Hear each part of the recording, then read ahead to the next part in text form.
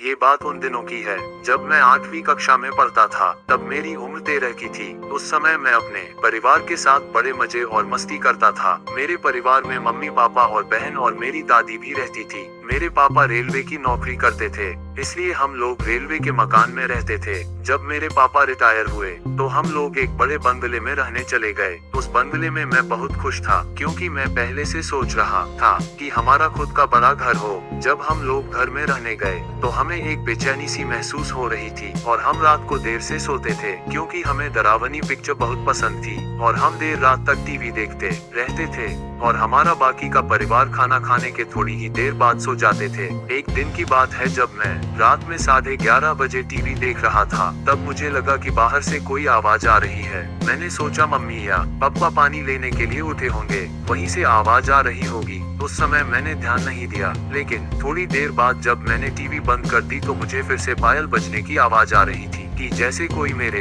पास चला आ रहा हो। मैंने देखा तो कोई ना दिखा तो मेरे पैर थर थर कांपने लगे और मेरे होश उड़ गए। ये कैसी आवाज है? तभी पायल की आवाज बंद हो गई। थोड़ी देर बाद आवाज फिर से आने लगी तो मेरा दिल जोर जोर से धड़कने लगा, मानो मेरा दिल बाहर आ जाएगा। मैंने सोचा कि मैं ये बात सबको बताता हूँ। जब मैं हिम्मत जुटा के दरवाजा खोला तो मुझे वह मेरे पास बजने लगा, लेकिन वहाँ पर कोई ना दिखा तो मैं किसी तरह मम्मी के कमरे में पहुँचा और सारी बातें उन मम्मी पापा को बता दी। मेरे पापा मानने को तैयार नहीं थे कि मैं सच बोल रहा हूँ, क्योंकि उनको जोर से नींद आ रही थी और वह थोड़े नींद में भी थे। यहाँ तक कि कोई ने मेरी बातों पर ध्यान ही नहीं दिया। तो मैंने सोचा कि आज रात मैं मम्मी पापा के साथ ही सो जाता हूँ। ऐसा करते करते करीब 8 या 9 दिन बीत गए। तभी वह आवाज फिर से आने लगी, लेकिन वह मेरे सिवाय किसी और को सुनाई ही नहीं दे रही थी। और अब तो वह आवाज चाहे जब आने लगी, लेकिन मेरे साथ कुछ गलत नहीं हुआ और मेरे पापा ने वह बंगला ही बदल दिया और हम लोग फ्लैट में रहने चले गए। हमारे बाद उस बंगले में हमारे जान पहचान वाले लोग रहने आ गए। उनका छोटा बेटा हमारा बड़ा अच्छा मित्र था। एक बार वह हमसे मिलने हमारे घर आया और हमसे पूछने लगा कि एक बात मैं तुमसे पूछ रहा हूँ, सच सच बताना कि उस घर में कभी तुमने किसी के चलने या फिर पायल बजने की आवाज सुनी थी? तब तो हमें पक्का यकीन हो गया कि उस घर में कुछ तो था और मैंने फिर से